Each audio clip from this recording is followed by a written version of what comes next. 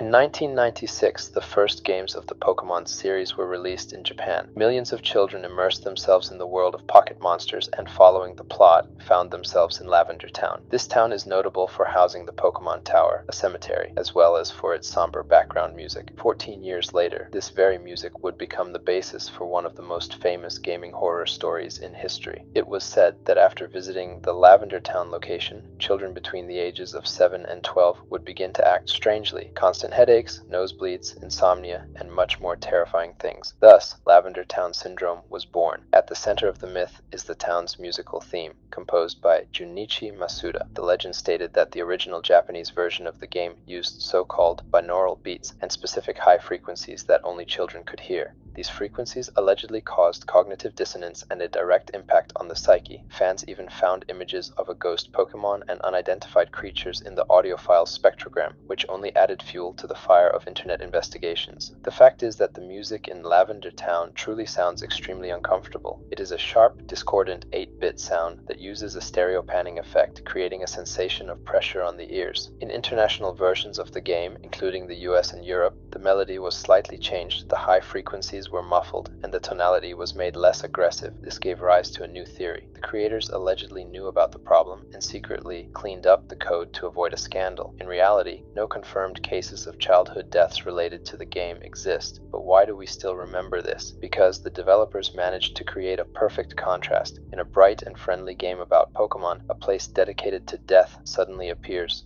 with oppressive and unpleasant music.